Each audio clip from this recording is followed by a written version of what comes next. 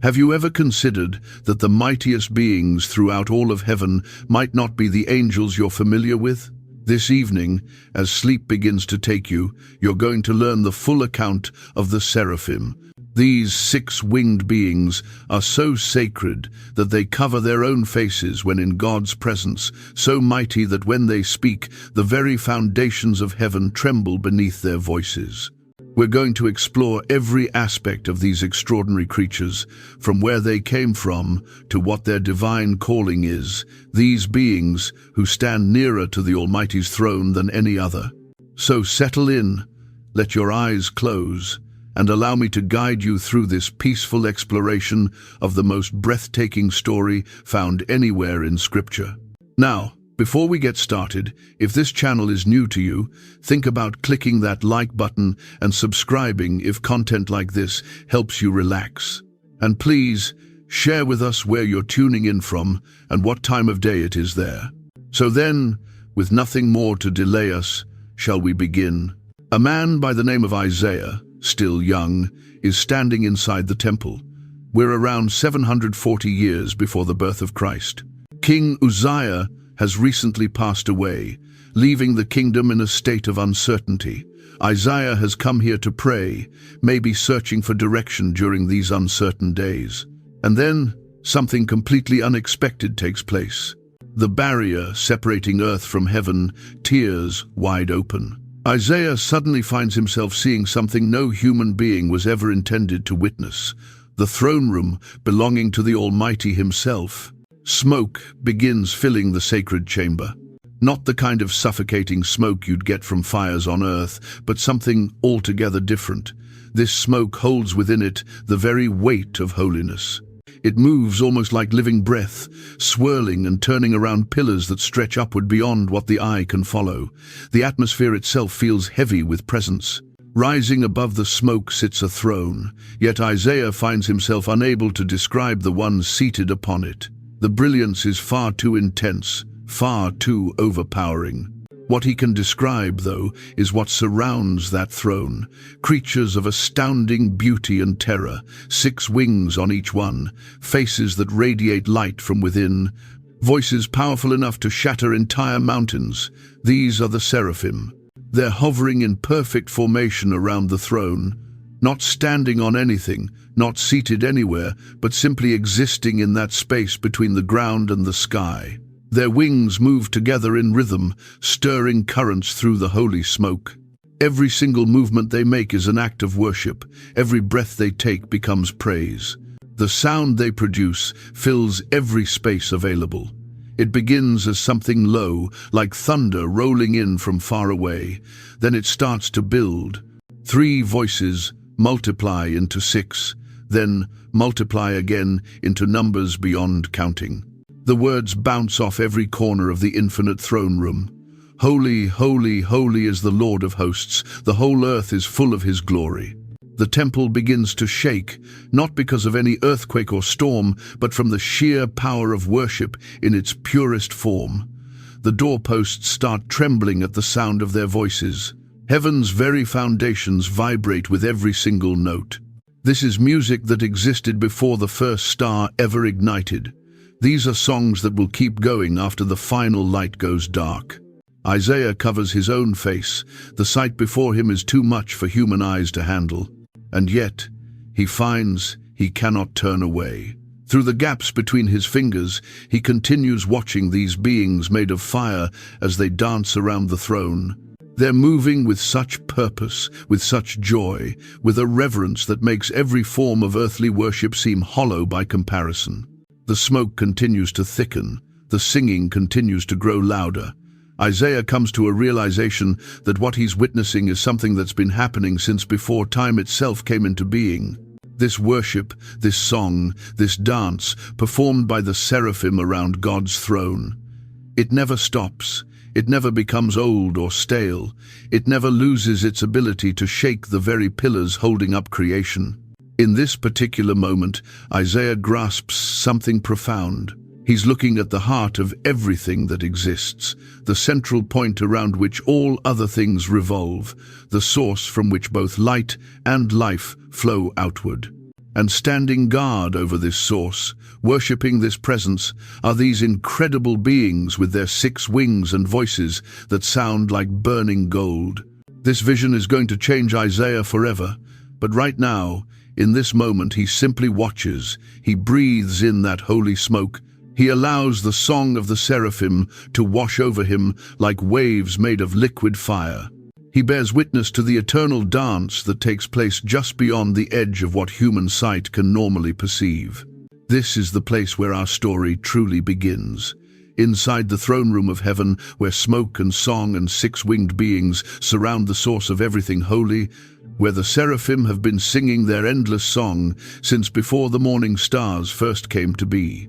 What exactly is a seraph?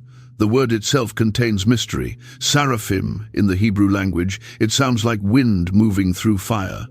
The plural form, seraphim, carries even greater weight.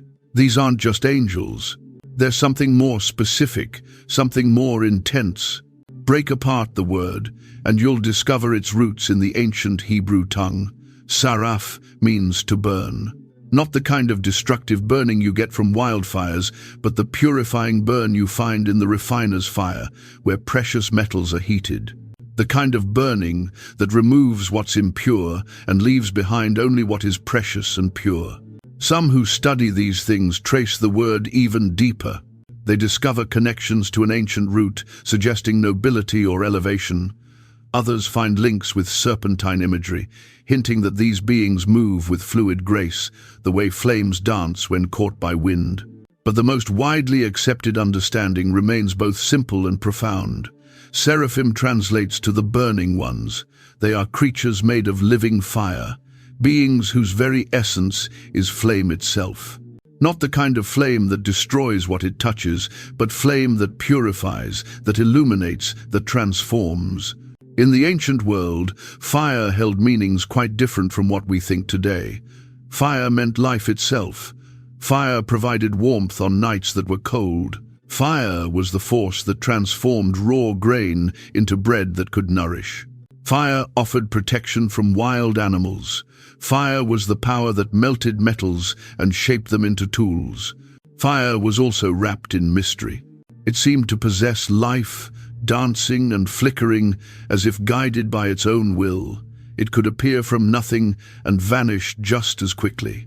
It reached upward toward heaven, almost as if attempting to return to its source among the stars. The ancients saw fire as a bridge connecting earth and sky. Smoke carried their prayers upward to the heavens. Flames consumed what they offered and transformed those offerings into something pleasing to the divine. Fire was the element capable of touching both worlds, the one we see and the one we cannot see. So when the prophet identifies these beings as the burning ones, he's making a profound statement about what they are. They're creatures existing at the intersection where earthly meets divine. They're living flames that burn with heaven's own pure fire. This fire doesn't consume them. Instead, it is their very life, their essence, their joy. They aren't being burned by the flames because they are the flames themselves. They dance within the fire because they are fire dancing. They sing with voices made of flame because their entire beings are songs constructed from light and heat. The word seraph shows up in other places throughout Hebrew scripture, though rarely with this same meaning. Sometimes it refers to fiery serpents found in the desert, sometimes to figures associated with judgment and purification. But in Isaiah's vision, the word takes on its most elevated significance. Here, seraphim aren't simply burning ones. They're the burning ones who surround the throne belonging to the Most High. They're fire that has learned the art of worship, flame that's been given wings and voice and purpose. They represent what happens when the pure essence of divine fire takes on form and consciousness and love. Their name tells us everything necessary about their nature. They burn without being consumed. They give out light while also receiving it from the source of all light. They embody heat and warmth and energy, while also representing beauty and music and perfect devotion. In calling them seraphim, Isaiah provides us with a word that captures something essential about divine nature itself. Throughout Scripture, God is described as consuming fire, as light that no darkness can overcome, as the one whose glory shines brighter than our sun. The seraphim embody this fiery aspect of the divine. They're living expressions of God's burning holiness, creatures who exist for the purpose of reflecting and magnifying the blazing purity of their Creator. Angels, yet different from all the others. Heaven has its hierarchies, its orders and its ranks, various kinds of servants. The seraphim stand apart from every single one of them, unique in how close they are to the divine throne. Consider first the cherubim. These mighty beings appear throughout Scripture, serving as guardians and protectors. They guard the pathway back to Eden, holding flaming swords. They watch over the mercy seat on the Ark of the Covenant. They appear in Ezekiel's visions as creatures possessing 4 faces and 4 wings, carrying God's throne through the heavens. Cherubim are associated with God's justice and his protection. They function as warriors and guardians, fierce in how devoted they are to divine law. Their role involves protecting what is holy from what is profane, guarding the boundaries that separate the sacred from the common. Then we have the archangels. Michael, who is the warrior, Gabriel, who brings messages, Raphael, who heals. These are angels with specific names and particular duties. They interact with human beings, delivering messages, fighting battles, offering guidance and protection. They bridge the gap, separating heaven from earth, carrying out what the divine wills in the realm where mortals live. The thrones Paul mentions are yet another order entirely. These beings are associated with divine judgment and authority. They carry out God's justice, ensuring that divine law is upheld throughout all creation. They represent stability and order, the foundation upon which divine government rests. But the seraphim are different from all of these. They don't guard anything. They don't fight battles. They don't deliver messages or carry out judgments. Their role is both simpler and more profound. They worship. They surround God's throne and sing praises to him without ever ceasing. Where other angels have missions taking them throughout creation, the seraphim remain in the immediate presence of the Almighty. They aren't sent down to earth on errands or assignments. They don't patrol the borders separating good from evil. They exist for one purpose alone, to be in the presence of ultimate holiness and to respond to that presence with perfect praise. Their position is unique. In most descriptions of angelic hierarchies, the seraphim are placed closest to God, not only physically, but in terms of spiritual intimacy. They see God's face directly, without veils or barriers separating them. They experience the full intensity of divine love and holiness without being overwhelmed by it. This closeness brings its own challenges.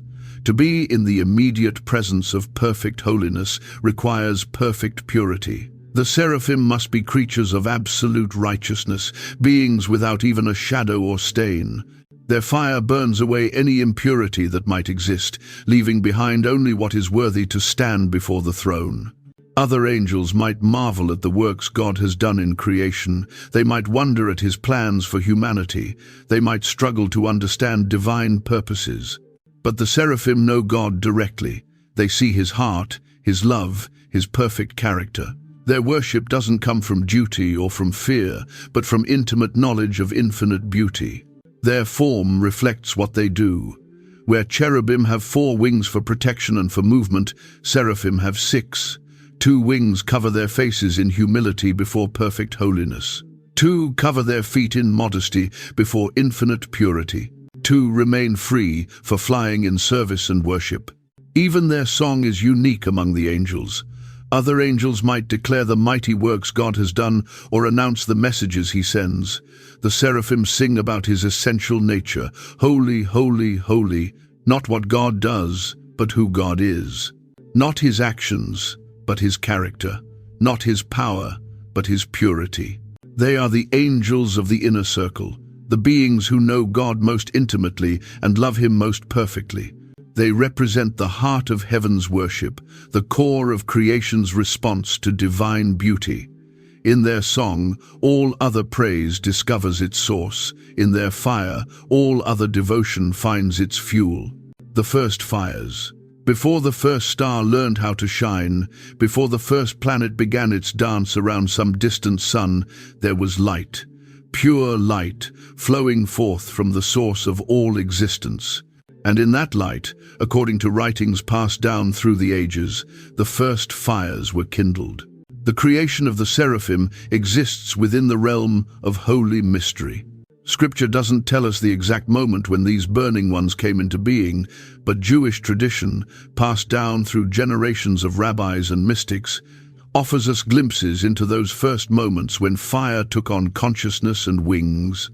Some ancient texts suggest the Seraphim were among the very first beings created. Born from the breath of the Almighty Himself, they emerged as living flames when God first spoke light into existence. Let there be light. And there was light. But this light wasn't merely illumination. It was life, it was consciousness, it was worship given form. Picture that first moment. Darkness covers the face of the deep. The Spirit of God moves across the waters. Then the voice that will one day shake mountains speaks a single word of power. Light explodes into being, not merely as rays or as waves, but as living creatures of pure radiance. The Seraphim emerge from this primal light, like dancers emerging from music. They aren't created separately, but kindle into existence as the natural response of pure light to the divine presence. Where perfect holiness meets perfect love, flames of worship spontaneously ignite. Other traditions place their creation even earlier. In the eternal realm before time existed, when God dwelt alone in infinite glory, these burning ones may have existed as expressions of divine joy. Not created beings at all, but eternal aspects of God's own nature, given independent existence. Flames that leap from the divine fire without diminishing the source.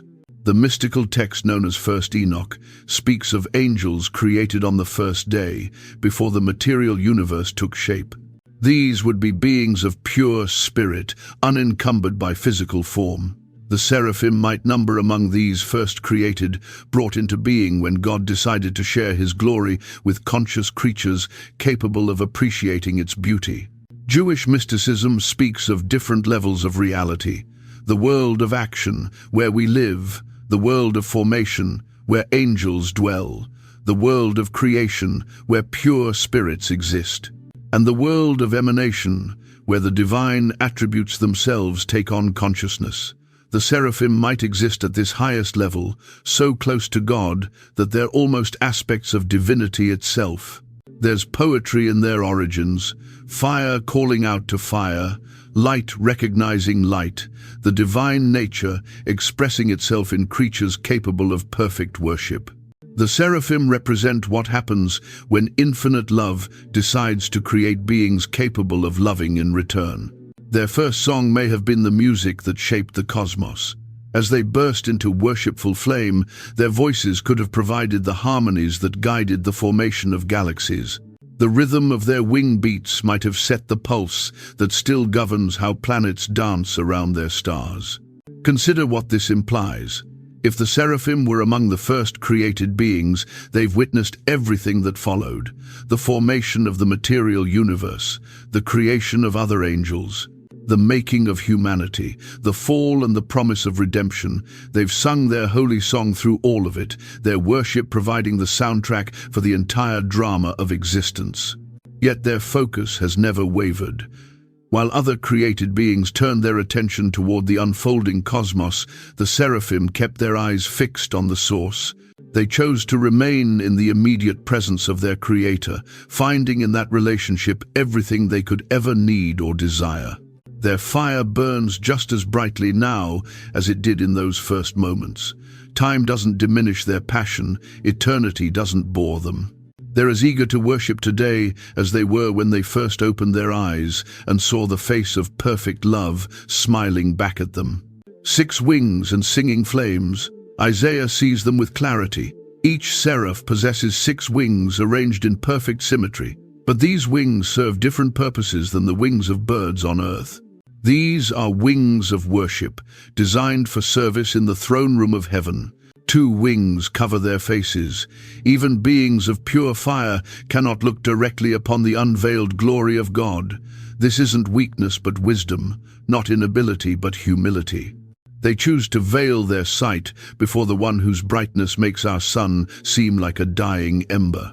There's profound beauty in this act of covering. These beings who burn with inner light, who are themselves flames of living worship, recognize something greater than themselves. They acknowledge mystery that surpasses even their purified understanding. They bow before majesty that exceeds their capacity to comprehend. 2 wings cover their feet. In ancient culture, feet represent our earthly nature, our connection to dust and common things. Even though the seraphim are beings of pure spirit, they maintain modesty before infinite holiness. They cover what is lower, what is less than perfect, what might distract from pure worship. This covering speaks to their character: power without arrogance, strength without presumption. They are mighty beings who could command galaxies. Yet they approach their Creator with the humility of children coming before a beloved parent. The final 2 wings are for flight. But this isn't the labored flight of earthly creatures struggling against gravity. This is the effortless movement of beings who exist in perfect harmony with their environment. They float and dance and glide through the throne room like flames flickering in gentle wind. Their movement is worship itself. Every turn, every swoop, every graceful arc through the holy smoke becomes an offering of praise. They don't simply fly, they dance. They don't simply move. They celebrate through motion, turning their very existence into a continuous act of adoration. But it's their voices that truly set them apart. When seraphim sing, creation itself pays attention. Their voices carry the resonance of pure truth, the harmony of absolute love, the power of unshakable faith. Each note is perfect, each word precisely chosen, each phrase crafted with divine inspiration. They sing antiphonally, one group calling to another across the throne room. Holy, sings the first choir, and the word echoes through infinite space.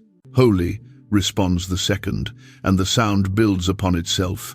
Holy, they sing together, and the very foundations of heaven tremble with the power of their united voice. This is the trisagion, the threefold holy, not mere repetition but deepening understanding.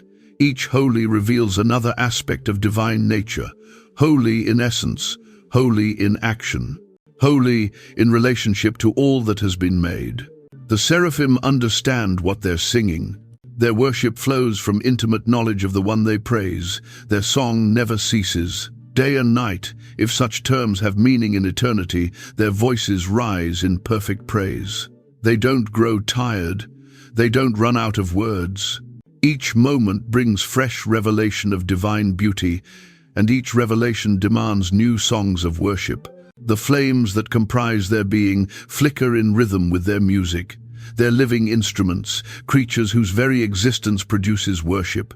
Their fire burns brighter with each note, their light pulsing in harmony with their song. They're both the musicians and the music, the worshippers and the worship itself. Other beings in heaven join their song, but none with the same intensity or intimacy. The seraphim set the key, establish the rhythm, provide the foundation upon which all heavenly worship builds. They're the worship leaders of eternity, the choir directors of paradise. Their singing shapes the atmosphere of heaven itself. Where their voices sound, peace descends. Where their harmonies blend, joy erupts. Where their worship rises, the very air becomes thick with the presence of divine love. They create the environment in which all other heavenly activities take place. Isaiah's calling. The smoke clears slightly, and Isaiah realizes something has changed. The singing continues, but now one of the burning ones moves toward him. This isn't the distant observation he's been maintaining. This is personal encounter, direct interaction with a being of living flame. Fear grips the young prophet's heart, not the fear of physical danger, but something deeper. The fear of exposure, of being seen truly and completely by eyes that burn with divine fire. Isaiah suddenly understands his own condition in the light of perfect holiness. "Woe is me," he cries out. The words tear from his throat like a confession that can no longer be contained. "I am ruined, for I am a man of unclean lips, and I live among a people of unclean lips. My eyes have seen the King, the Lord of hosts." This isn't false humility or manufactured shame. This is the natural response of anything finite encountering the infinite, anything impure touching perfect purity. Isaiah sees himself clearly for the first time, and the sight overwhelms him. Not because he's worse than other men, but because he's human in the presence of the divine. The seraph approaches without fear or hesitation. In its hand, it carries a coal from the altar. But this is no ordinary ember. This coal burns with the same fire that comprises the seraph's being. It glows with purifying flame, with the power to transform whatever it touches. Using tongs, the seraph lifts the coal. Even beings of fire handle this sacred flame with reverence and care. The coal represents something precious beyond measure, not destruction but purification. Not punishment but preparation, not ending but beginning. The burning one touches the coal to Isaiah's lips. The same lips that just confessed their uncleanness now experience divine fire. But instead of being consumed, Isaiah is transformed. The coal burns away what is impure, leaving behind what is clean and holy. "See," the seraph declares, "this has touched your lips. Your guilt is taken away and your sin atoned for." The voice carries absolute authority, complete certainty. This isn't wishful thinking or gentle encouragement. This is divine proclamation, the declaration of spiritual reality accomplished through sacred fire. The transformation is immediate and complete. Isaiah feels the change throughout his entire being. The crushing weight of unworthiness lifts. The paralyzing fear of exposure melts away. Where there was shame, now there's freedom. Where there was guilt, now there's grace. This is what the seraphim do. They carry the fire that purifies. They bring the flame that transforms. They serve as agents of divine cleansing, preparing vessels for sacred use. Their role extends beyond worship to include preparation, beyond praise to encompass purification. Then comes the call. The voice of the Lord himself fills the throne room. "Whom shall I send, and who will go for us?" It's not a question born of uncertainty. It's an invitation to partnership, a request for willing participation in divine purpose. Isaiah's response comes without hesitation. The fear is gone. The shame has been burned away. What remains is eager willingness, grateful readiness to serve the one who has shown such mercy. "Here am I. Send me." The coal that touched his lips has done more than cleanse. It's ignited something within the prophet. The same fire that burns in the seraphim now kindles in Isaiah's heart. Not with the same intensity or purity, but with the same essential nature. He's been touched by heaven's flame and will never be the same. The vision begins to fade, but its impact remains. Isaiah has been transformed by encounter with the burning ones. He's experienced their fire and survived. More than survived, he's been purified, called, and commissioned. The seraphim have done their work, and a prophet has been born. The song of Holy, Holy, Holy. 3 times they sing it. Holy, Holy, Holy. Not twice, which might suggest emphasis. Not 4 times, which could imply completeness. 3 times, and in that repetition lies profound mystery. The number 3 appears throughout Scripture as a sign of divine perfection. The Trinity itself reflects this sacred number. Past, present, and future find their unity in 3. Beginning, middle, and end form the structure of all stories. And here in the throne room of heaven, the seraphim sing their threefold praise. Each holy carries its own weight, its own meaning. The first acknowledges God's transcendence, his complete separation from anything common or profane. This is holiness as otherness, the recognition that divine nature exceeds all human categories and understanding. The second holy celebrates God's purity, his absolute freedom from anything false or corrupt. This is holiness as perfection, the acknowledgement that in God there is no shadow, no inconsistency, no mixture of good and evil. He is light, and in him is no darkness at all. The third holy proclaims God's glory filling all creation. This is holiness as presence, the truth that divine majesty permeates everything that exists. Nothing can hide from his glory. Nothing can escape his influence. The whole earth, the entire universe reflects his splendor. But the song doesn't end with the threefold holy. The seraphim continue. The Lord of hosts is holy. They name the one they worship. Not some abstract concept of holiness, but the personal God who commands armies of angels, who rules over all powers and authorities, who exercises sovereign control over every aspect of existence. The whole earth is full of his glory. This line completes their worship and extends its reach. What they experience in the throne room isn't confined to heaven. The glory they witness blazes throughout creation. Every sunset reflects it. Every star declares it. Every flower displays it. Every heartbeat echoes it. This song predates all human hymns. Before Moses sang at the Red Sea, before David penned his psalms, before Mary magnified the Lord, the seraphim were singing this ancient refrain. It's the original worship song, the first hymn, the melody that set the rhythm for all praise that followed. The Trisagion, as it came to be known, found its way into human worship. The prophet heard it and remembered it. The vision ended, but the song remained, echoing in his memory and flowing from his pen onto sacred parchment. From there, it entered the stream of human devotion. Christian liturgy embraced this angelic hymn.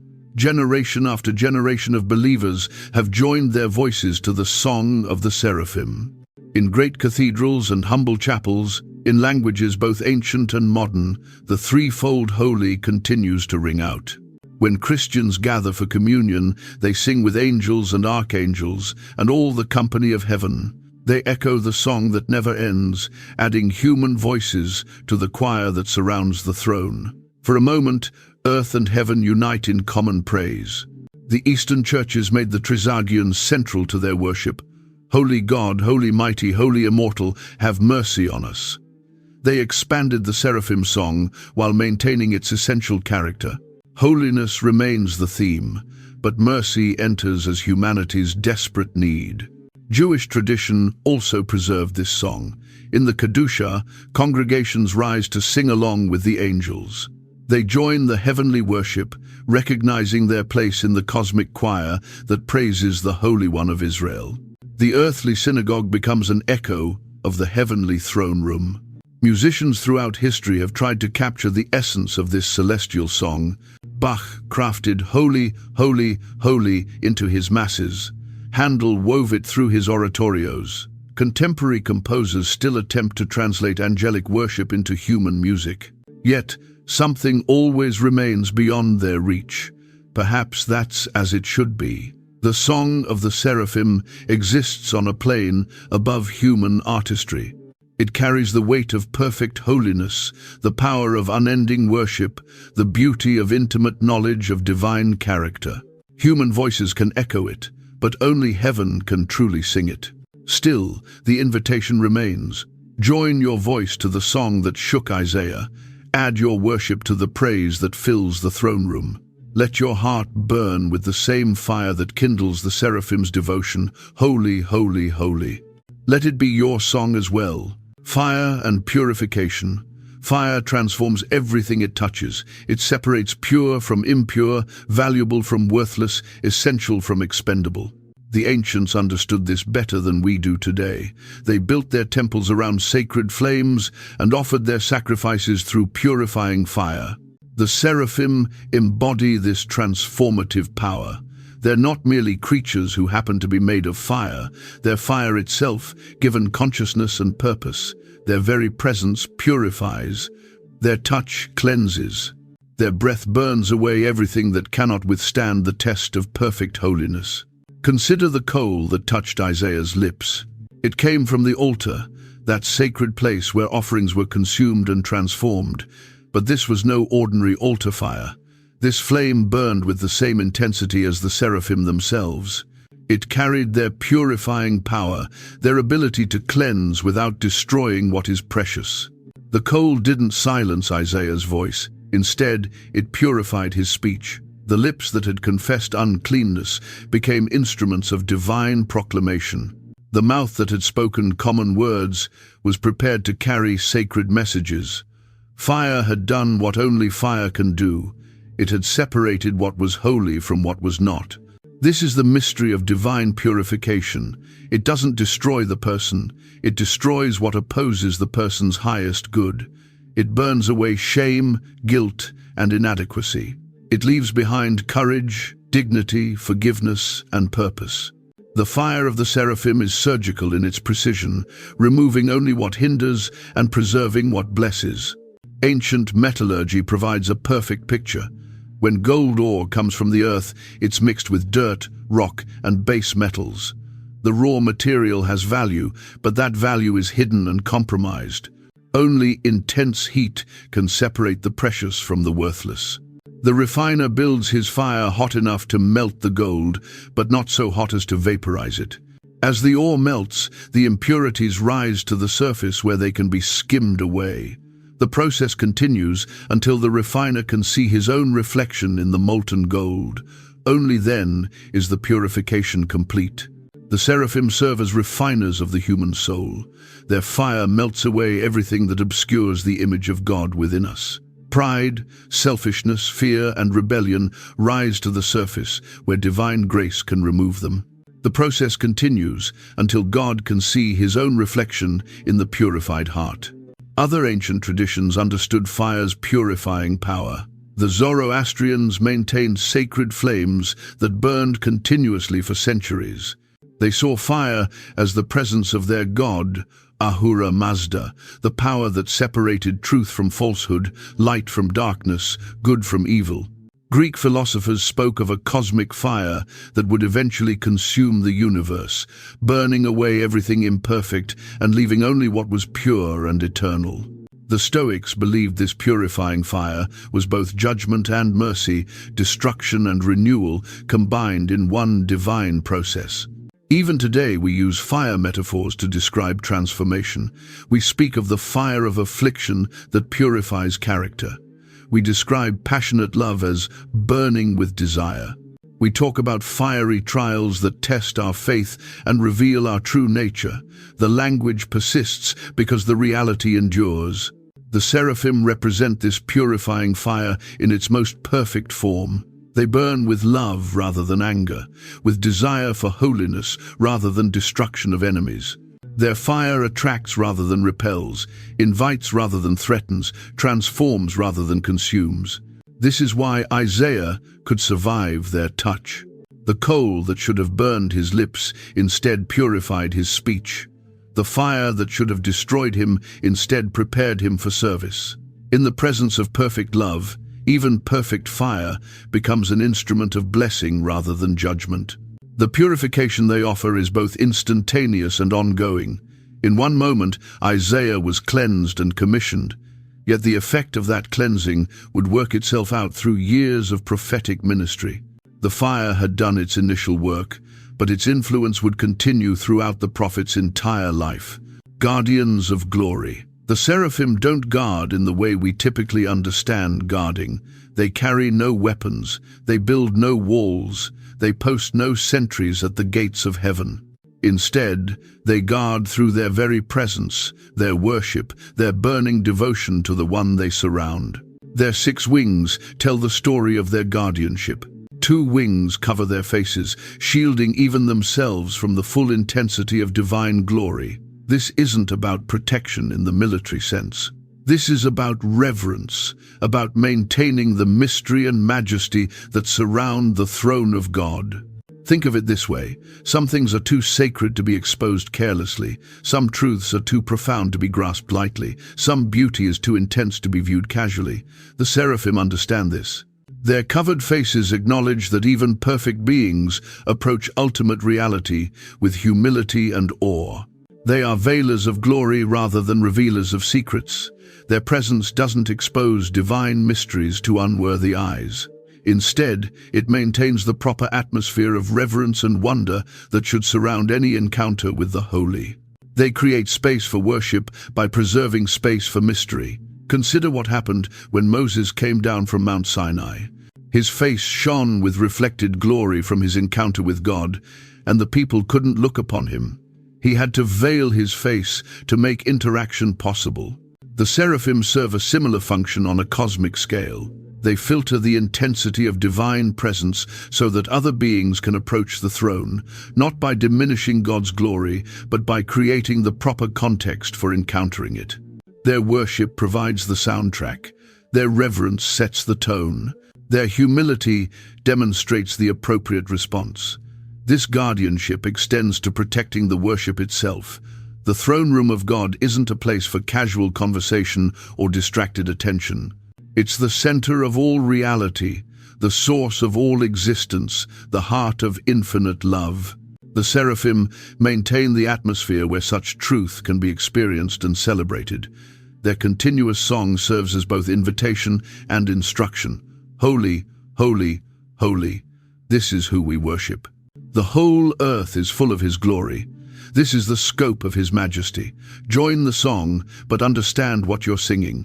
Add your voice, but let it be shaped by reverence and truth. They guard against presumption, against the temptation to treat sacred things as common, against the human tendency to reduce mystery to manageable categories. Their presence reminds all other beings that they stand before the source of everything that exists. Yet their guardianship isn't forbidding. They don't drive away or intimidate. Instead, they invite deeper worship, more profound reverence, greater appreciation for the one they serve. Their fire draws rather than repels, warms rather than burns, illuminates rather than blinds. They guard the glory by embodying it themselves. Each seraph is a living flame of worship, a creature whose entire existence proclaims the beauty and majesty of God. They protect divine glory by reflecting it perfectly, by demonstrating what it looks like when a created being responds appropriately to uncreated love. In this way, they serve as both guardians and models. They show other creatures how to approach the throne, how to worship with proper reverence, how to maintain both intimacy and awe in the presence of infinite holiness. They guard by example rather than by force. Their guardianship is also protective of the worshippers themselves. They create an environment where encounter with God brings transformation rather than destruction, blessing rather than judgment, life rather than death. Under their watchful care, beings like Isaiah can experience divine fire and emerge purified rather than consumed. They understand something crucial about divine glory. It's not meant to be hidden forever. It fills the whole earth. It seeks expression through willing hearts and transformed lives. But it must be approached properly, with reverence and humility and genuine desire for holiness. The seraphim guard this process. They ensure that encounters with divine glory produce worship rather than presumption, transformation rather than mere information, devotion rather than casual curiosity. They're the guardians of proper relationship between creator and creation. Jewish mysticism and the seraphim. Deep in the writings of Jewish mystics, the seraphim appear as figures of profound mystery. These weren't academic theologians working in comfortable libraries. These were men who fasted and prayed and sought visions of the divine chariot, the Merkabah that Ezekiel saw by the river Chebar. The Merkabah mystics pushed beyond ordinary religious experience. They wanted to see what the prophets saw, to ascend in spirit to the heavenly throne room, to witness for themselves the worship that surrounds the seat of divine power. Their writings preserve fragments of these extraordinary spiritual journeys. In their visions, the seraphim appear as beings of terrible beauty and overwhelming power. They stand closest to the throne, so near the source of all light that they themselves become living flames. The mystics describe them as creatures whose very existence is worship, whose every breath is praise. These visionaries understood something important about the nature of mystical experience. Not everyone is meant to see what Isaiah saw.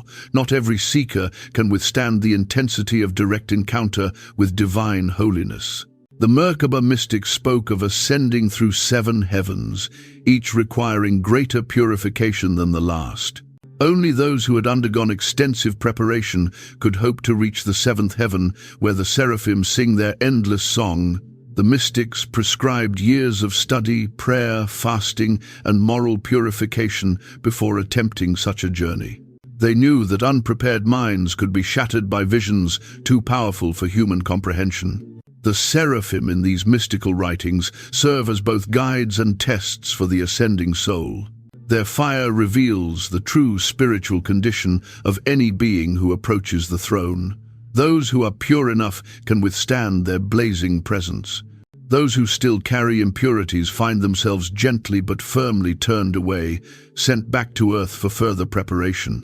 These ancient mystics developed elaborate descriptions of the heavenly hierarchy. They mapped out the relationships between different orders of angels, the protocols of heavenly worship, the geography of the celestial realms.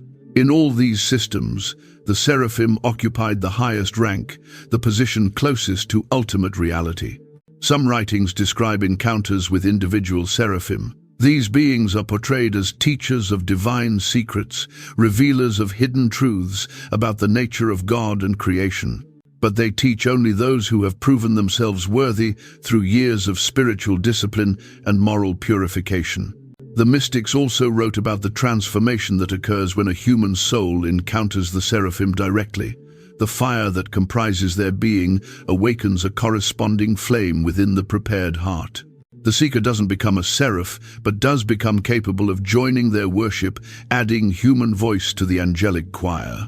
This transformation is described as both beautiful and terrifying. Beautiful because it represents the soul's return to its original purpose, its designed destiny to worship and commune with the divine. Terrifying because it requires the burning away of everything that has defined the person's earthly identity. The Merkabah mystics spoke of this as a kind of death and rebirth. The person who encounters the seraphim dies to their old way of being and is reborn as a creature of worship. They retain their individuality but lose their selfishness. They keep their personality but abandon their pride. These writings influenced later Jewish thought in profound ways. The Kabbalah, that intricate system of Jewish mysticism, incorporated many themes from the Merkabah tradition. The seraphim appear in Kabbalistic texts as mediators of divine light, beings who receive the pure radiance of God and transmit it in forms that lower beings can absorb. In the Zohar, the central text of Kabbalah, the seraphim are associated with the divine attribute of loving kindness. They embody God's desire to share His goodness with creation, His willingness to extend blessing and grace to all who can receive it. Their fire is the fire of love, burning with desire to bless rather than to judge. The mystical tradition also preserved stories of rabbis and sages who claimed to have encountered the seraphim in visions or dreams. These accounts, whether literal or symbolic, conveyed important truths about the nature of divine encounter and the transformation it produces in human lives. What emerges from these mystical writings is a picture of the seraphim as bridges between the human and divine realms. They're creatures who understand both the infinite holiness of God and the finite limitations of created beings. They know how to mediate between these two realities, helping prepared souls approach the throne without being consumed. Their role in Jewish mysticism extends beyond mere worship to include guidance, teaching, and transformation. They're not distant figures to be admired from afar, but active participants in the spiritual journey of those who seek deeper communion with the divine. Enoch and the angelic hierarchies. The Book of Enoch opens doorways into angelic realms that canonical scripture only hints at. This ancient text, revered by some early Christians and preserved in Ethiopian tradition, offers detailed maps of heavenly hierarchies and angelic orders. Yet when it comes to the seraphim, Enoch's visions fall strangely silent. Enoch describes his journeys through multiple heavens, encounters with archangels, and visions of God's throne. He names numerous classes of angels, watchers, Grigori, cherubim, and others. He provides intricate details about their roles, their appearances, their relationships to each other and to humanity. But the seraphim remain largely absent from his accounts. This silence speaks volumes. Either Enoch wasn't granted access to the innermost circle where the seraphim dwell, or these beings exist at a level of reality that transcends even visionary experience. Perhaps they're so closely identified with the divine presence itself that they cannot be distinguished as separate entities by those who approach the throne. When Enoch does mention beings of fire surrounding God's throne, he describes them in general terms: creatures of flame who worship continuously, beings whose voices shake the foundations of heaven. But he doesn't name them as seraphim, doesn't provide the detailed descriptions he offers for other angelic orders. This